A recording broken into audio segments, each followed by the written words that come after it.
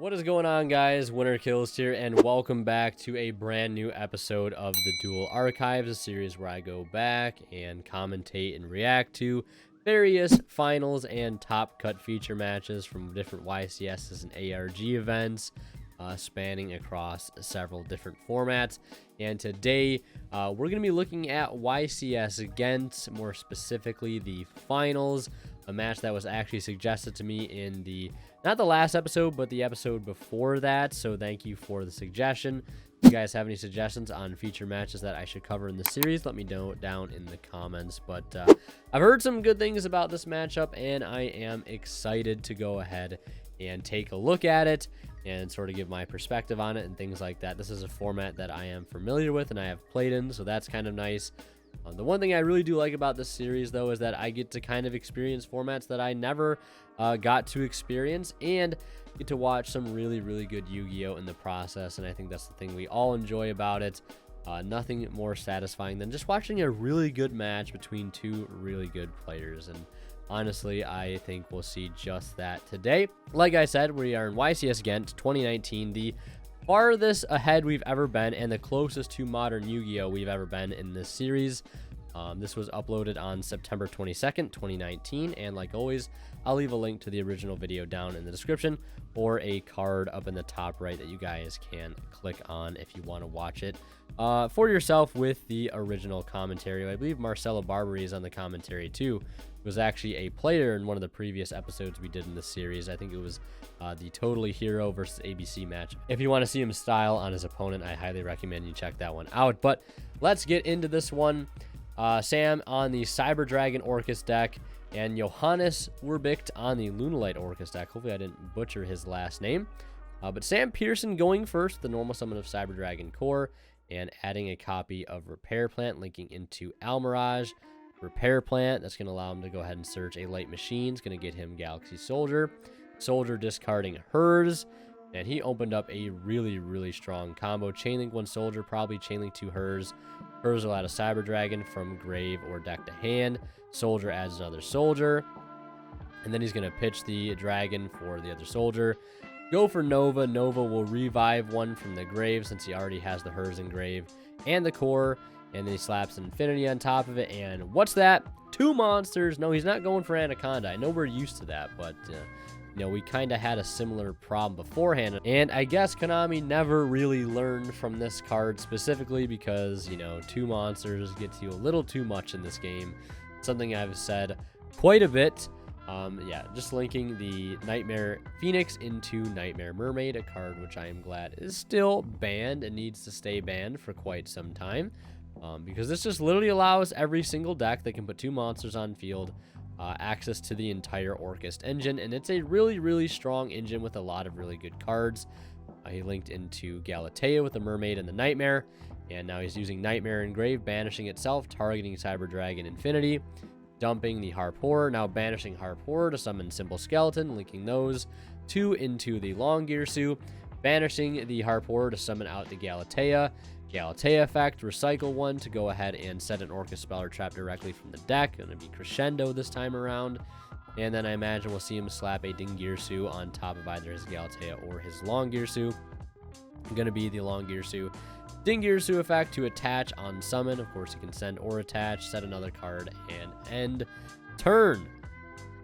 Sam literally just speed ran his combo, and honestly, it's probably for the better, just because like the less time you take comboing is the more time you have to get into a possible game 3, and less you have to worry about, you know, nasty time rules, right? Nobody likes dealing with that. And unfortunately, Johannes is gonna just style on him immediately with the Mega Fleet Dragon. You can see the look on Sam's face. Not too happy about that, I imagine. I also think it's kind of funny he didn't play around the Mega Fleet Dragon. Because like he's playing the Cyber Dragon deck, so you think that's something he might look out for. And this was Master Rule 5, so he could have totally put the ding down in one of his other zones, but maybe he wanted to play around Mech Knights. I don't know. Like, beats me, honestly, dude. Beats me. I don't know. But he has a Humongous on top of that. So many board breaking cards. And the thing about the Mega Fleet too, it's not an out that he has to draw. It's just always there in his extra deck, man. contact fusion is just crazy. I've always said that. Like, it's just so insane. Especially since we have, like, a lot of Cyber Dragon players that are locals. It's something I deal with on a weekly basis, especially playing Marincess. It is not fun, man. I'm constantly in fear of a Cyber Dragon monster hitting the board. But we're going to see how his deck puts 2 monsters on the field here shortly. He's going to do it in a bit of a different manner. I think it's a bit more higher ceiling. You'll kind of see why as he takes advantage of the Danger Engine here. We saw him use the Armageddonite, dump Yellow Martin. I think he discarded the Serenade off of the Mothman. Mothman gets a summon and draw. I think he drew into another Mothman. He has 2 Jackalopes in hand too. I think this is a time when Jackalope and Tsuchinoko and Nessie were all at 2. I think, yeah, I'm pretty sure they were all at 2 at this point. I could be wrong. But the other Mothman resolves here. He gets to summon and draw, and now he's going to get Jackalope's effect to summon one from the deck. We'll see what he's going to summon. Is he going to summon the 3rd Mothman? I was going to say, if my friend John's watching this video, he's going to freak out. But he's going to summon the Tsuchinoko instead. And we'll see what he's going to opt to do from here. I know he has a copy of Foolish Burial set. Obviously, it's a really good spell card that you'd rather not leave in your hand when you're trying to resolve your dangers. Because it's a really powerful extender. And that is going to resolve. And it looks like Sam, only has a Cyber Dragon in his hand right now. So it's going to leave him with having to worry about no hand traps at this point, which is really great. So he's going to activate Foolish, dumping the Emerald Bird. And that is basically going to act as a Monster Reborn when it hits the grave. And it looks like he has no response to that. So yeah, not summoning Emerald Bird. I think that was a mistake. Summoning out Yellow Martin. And Yellow Martin, I know, is a really solid Lunalight card. If it's in your hand or graveyard, and you can target a Lunalight monster control except itself, return to the hand and summon it in defense, but banishment leaves the field. This card is sent to the graveyard by a card effect, and you add a Lunalight spell or trap from your deck to your hand. And you can only use that effect or you only use each effect once per turn. Luckily, it's one Lunalight card that has, with a once per turn clause actually written on it. But now we're going to see him make Nightmare Phoenix, and not only is he going to get to combo here, but he's going to try to break his opponent's board a little bit more. He knows that the Crescendo is over here. There's no reason in hitting the Crescendo. You don't want to put it in grave for him to use the graveyard effect. He's going to go after the other set, which is actually a Cybernetic Overflow, which is a really, really strong trap as they put it up on the screen here. And he's going to be able to actually pop 3, and it's non-target too. So he's going to destroy the Phoenix, Yellow Martin, and the Armageddon Knight. But the thing here that almost doesn't matter is because, he already discarded the Orcust Nightmare off of the Phoenix. So, he doesn't even need to get into the Mermaid at this point. So, he can just use his other effects in grave, like his Nightmare in grave, to send Harp Horror effect, summon out the symbol, and just go off. And notice that Sam also got to search the Cyber Emergency, because his Overflow was actually still destroyed by Phoenix. It never got negated. We're seeing Yellow Martin's effect now, getting to return a Lunalight to the hand to special summon it. I think he used the Serenade effect in grave, which also kind of acts like a Monster Reborn. It says you can banish this card from your graveyard, send a card from your hand to the graveyard, and if you special summon a Lunalight monster from your deck. Oh, it just summons a Lunalight monster from your deck. That's pretty good. So summon Martin. Martin gets to add the Lunalight Tiger, which this card is actually banned, and banned for good reason. And he'll also get to bring out the Emerald Bird on top of that. So now we're going to go ahead and see him make a rank 4. Going for Nyarla, which is going to allow him to detach if he wants to.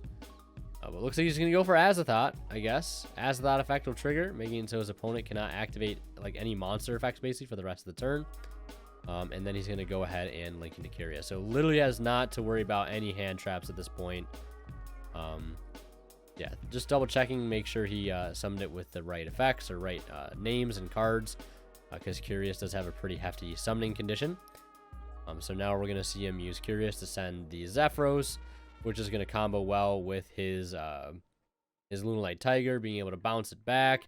Mills 3, mills a Crescendo, and another Nightmare as well, which he has yet to use because he doesn't want to lock himself into Dark Step because he needs to go into a card like Curious. Zephyros will summon itself by returning and burning for 400. he'll activate the Lunalight Tiger, and Lunalight Tiger effect basically just target a Lunalight monster graveyard and summon it, but it kind of attack and its effects are negated, and it's destroyed during the end phase. Doesn't care about that, just because like he's just gonna bounce the scale back to the hand anyways. It's kind of thing you can do with Martin and Tiger. It was a really insane loop. Now, I want to say Raphael Nevin was the first person to kind of really popularize the Lunalight engine for how good it was. I could be wrong, but I remember first seeing it from him, for me personally. So he's going to put the Emerald Bird back on board with the Tiger. And then we're seeing the Nightmare effect activate Engrave. Going to dump Harp. Harp's going to banish summon Symbol Skeleton. So basically you have just, like, it's so good. The Orcust engine is so good. Like, you have just basically, like, E-Telly from the deck. And then you have your monster that you summon out of the deck is just a Reborn. It's just so good. So good. And then you basically go into your Link, which establishes you a really good form of removal. And then on top of that, like, you can access a spell card directly from your deck. It can't be ashed, just because it sets from the deck, does not add from the deck. It basically turns all those effects into quick plays. And your, you know, Ding not only can act as removal, but it can recycle really good cards. And I just really glad to see that Zeus was not a card right now. Not that it would have mattered too much, because, like, he's locked into Darks currently. But just imagine, like, you'd be able to make Ding in simplified game states and then turn it into Zeus, which would just be nuts. And now it looks like we're going to see him link into Boral Sword. Yes, the trusty steed. The pre-access code days, man. I still love Boral Sword a little bit more than access code sometimes. But we're going to see him use Symbol. That's going to bring out Galatea. Go for Ding. Send the Nessie. Battle phase. Go for the OTK with the trusty steed himself. Very satisfying OTK. But yeah, as you can see, very relieved that he won that game there just by his reaction. Had to let out a deep breath as he broke a very strong board. He had to play through Overflow. He had to play through the potential Crescendo and the Infinity. He just broke that board like it was nothing. Like, he literally just cracked this man's spine in half and said, okay, I'm going to OTK you still, because he had a Kaiju and a Mega Fleet Dragon of all things. Very satisfying to watch him dismantle that board. But, like, as you can see, like, it's a trade-off, I want to say, between the two decks, whereas, like, with the Cyber Dragon build, like, you pretty much have a guarantee of being able to have protection for your Mermaid to ensure that it goes through. And then you also have a card like Overflow on top of that to back up your board. All right, it's just that different flavor of your Orcust combo. Whereas the Lunalight version with the bigger danger engine, it's like much higher ceiling. It's probably a lot more susceptible to certain hand traps and interruptions. But like, it just can combo and combo and combo. Like, even like the Overflow for 3 was just not enough because he opened up so many dangers. If he didn't open up so many dangers, he might not have had that strong of a turn, and the fact that he was able to draw into a Nightmare just kind of made the world of a difference since he wasn't able to get into Mermaid. And also, perfect example of why Lunalight Tiger is still banned. And it looks like each player is done siding here, and they're going to show the judges their hands so we can see what is in their hand. And it looks like Sam has opened up Galaxy Soldier, Overflow, hers, Core, and the Orcust Harpor. Really solid hand. And then Johannes opens up Lunalight, Serenade Dance, Perfume, Tanky, Mothman, and Harpor. Really strong opening as well. So is he going to play around the Contact Fusion this time? I would hope so. Like, he literally, I want to say, opened up literally like the exact same opening as like the previous game. The only difference is, like, he just didn't need to search the repair plan.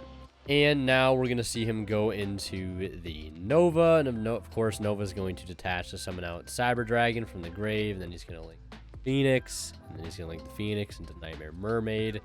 And do full combo. And yeah.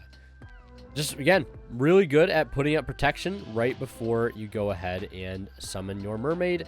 And, like, I want to say, since he had that Prismatic Secret Rare Mermaid, that the tins were already out. So that I think Nibiru is already in the format at this point.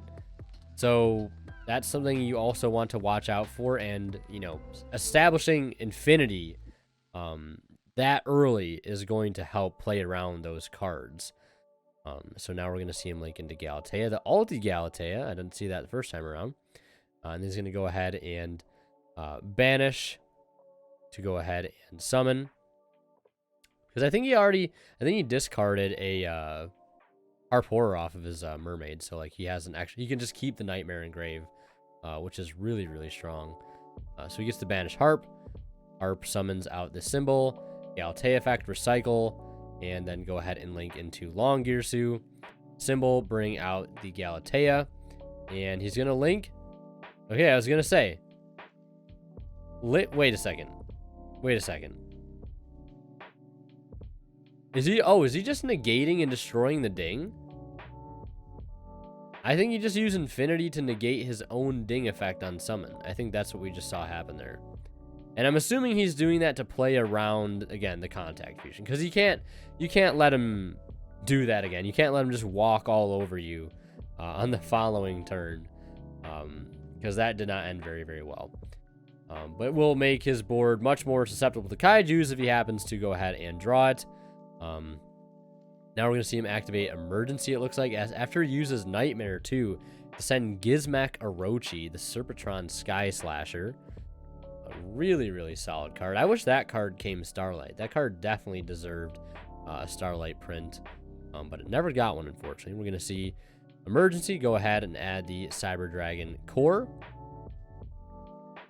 Yeah, so it's not searching any Drytron names here. I think you might have been confused because I think it says cannot be normal summon or set, or or as a Cyber Dragon monster, or Cyber Dragon type monster. And looks like he drew Super Poly as a 6th card. Talk about those loyal side deck cards showing up right when you want them to, man. I mean, you have a dark machine and you have a light machine. So you have 2 machines, one's light, one's dark. I think Mud Dragon or Mud Dragon the Swamp. I don't think you can actually make that here. I could be wrong, though. I don't know what Super Volley targets he might be going into, but we'll see. Well, he has now 2 dark monsters on field. One's going to be, I think, like Beast Warrior. I think this is Kaleido Chick. Yeah, Beast Warrior and Machine. So you could technically Super Poly now if you wanted to. And the only thing that's going to play around is the Crescendo. He still has to worry about Overflow and Infinity. So we'll see what he's going to do here. I don't think Danger Mothman is the play right now because you can't set Super Poly and then activate it the same turn that it's set. It is a quick play. So we'll see. Yep, there's the Super Poly. Discarding Harp. Really good discard. Go ahead and suck up Galatea and Kaleido Chick to go for Starving Venom. Okay, I was going to say, there's no way he's going to be able to contact fuse the Infinity, but the Starving Venom is going to do a good job at getting over the Infinity, so looks like he will activate the effect of the Overflow here on Summon, and he's going to go ahead and just banish 1 to pop the Starving Venom. And Starving Venom effect will activate, and that will force the Infinity. So, as much as you have to see, you hate to see him do that, as much as you really hate to see that, like, you had to, or else he was just going to lose the Infinity in the battle phase, because Starving Venom, I think, is 2,800, and that Infinity was only at 246, it was only at 2,700, so he would have just been able to get over it in the battle phase. Overflow prevents it from getting over in the battle phase. But then he has to pop it, which triggers Starving Venom's other effect, which gets forced, which forces the Infinity, or else he loses it. All right, so just wanted to backtrack a little bit so I could keep up with everything that is happening here, because I don't want to get lost in the sauce. But now we're going to see Johannes go ahead and activate one of the most insane cards in the Lunalight engine. The whole deck is Lunalight Perfume, a card that is not once per turn, neither of its effects. First effect being just basically target a Lunalight monster in your graveyard, special summon it. Then you can banish this card from your graveyard, then discard a card, add a Lunalight monster from your deck to your hand. So he's going to go ahead and revive Kaleido Chick. And then he's going to go ahead and banish to add Tiger, which is an insane card, banned for a reason. And his discard off Perfume was Serenade Dance, which is an insane discard. Like, such a good discard. He's opened that one of, I believe it was a one of in most lists. And he's opening up both games here, which is hilarious. It's only benefited him, too, the fact that he's opened up this card. Normally, you kind of view it as a brick, but it's just a really good extender at this point. So we're going to go ahead and see him use Kaleido Chick now to dump. And I believe that's Yellow Martin. No, Emerald Bird. And then he's going to activate, or he's going to scale Tiger. Tiger effect to bring out Emerald. And we're going to see him make a rank 4 here. He's probably going to go for Nyarla Azathoth, which is, this is something I completely forgot about. And I don't know how I forgot about this. Because this is an insane thing that you could be able to, used to be able to do. So it goes into Nyarla. He's going to chain Gizmek Orochi to the summon. Just so, like, you know, he doesn't completely lose all of his monster effects to Azathoth. Uses Nyarla's effect to actually detach 2 to attach 1 from the grave to get the Emerald Bird and Kaleido Chick into the grave. That's going to trigger Bird to bring back Kaleido Chick. Goes into Azathoth. Opponent cannot activate monster effects the rest of the turn. Which is insane. Basically, you can basically just like FTK him now, essentially, and wouldn't have any responses. So he's going to link into Phoenix. No effect. Link into Mermaid. Effect, discard Mothman. I doubt he'll use Mothman, although it honestly doesn't matter because, like, if he draws into a hand trap, he's not going to be able to use it. And he's just got a core in hand. Like, no follow-up, no recovery over here. Like, I mean, when you look at these two decks separately, they both seem very, very good. But when you look at them, like, paired against each other, it's just, like, almost no contest. Martin bounces back Tiger to summon itself. Scales Tiger to bring out Chick. Goes into the Raid Raptor 4 Strix. That's going to go ahead and detach Kaleido Chick to go ahead and add Zephyros. And this is where things get kind of moving here. Where she's already summoned out the Nightmare off of the Mermaid. Discarding the Zephyros off of the Serenade Dance as cost. Summoning out Kaleido Chick from the deck. And Zephyros is probably going to pay 400 here. Bounce back the Tiger and do more shenanigans. Could also probably access Curious at this point. But he's going to have to make a little bit of room first. We're going to see him make Galatea. So get that water monster off the field. And then bounce back the Tiger for the Zephyros. Then scale the Tiger again. Tiger effect. Going to go ahead and revive. Going to revive the Kaleido Chick once more. So I think he has a Beast Warrior, a Winged Beast, and a Machine. So he can definitely make Curious here. Looks like he's just going to make another rank 4. Possibly checking his extra deck to see if he had Time Thief Redoer, but Abyss Dweller is pretty strong. He is playing Cyber Dragon, but, you know, he is also playing Orcust still. And then we're going to see him use Nightmare finally. Finally committing to the Orcust effects this late in his combo. He's going to boost Dweller by 800 here because Nightmare is a pretty cool card. By 100 for each level. So, yeah, 800 boosted Dweller. Then he's going to go ahead and get to summon out the symbol off of Harp. And he is locked into Darks. Doubt he cares, though. He's going to use Galatea to return and set the Crescendo. And I want to say he could probably go for a game here. Is he just going to go? Are we going to see just the Boral Sword now? Are we going to see him Boral Sword? We're going to see him Boral Sword. And he has Gizmek Orochi. And he has... Okay, yeah, no, this is game 100%. Or Sam Pearson. Wow. Absolutely getting bodied. Dingirsu just non-target. Send. And yeah, this is just... Oh my goodness. Attack over that. Take 3k. And that's the match. Oh my god. 12 minutes to spare. That is insane. That is a 2-0. Like I've never seen. Congrats to Johannes for winning that one. But oh my goodness. That, I mean, like I said, you look at each deck separately. They both seem very, very good. Infinity with Ding Protection, with Overflow Crescendo, Follow-Up Engrave. Not as much follow-up as Lunalight deck. Like, it sounds really good on paper, but then you see the Lunalight Orcust version, and you're just like, mind blown. It's insane. I mean, that was a good match though. Like, he put up his full combo every game, uninterrupted, and his spine just got cracked every time. I'm glad we don't live in this format anymore. This format was something else. I enjoyed playing Block Dragon Burning Abyss in it though, exclusively, and actually beating these decks a lot.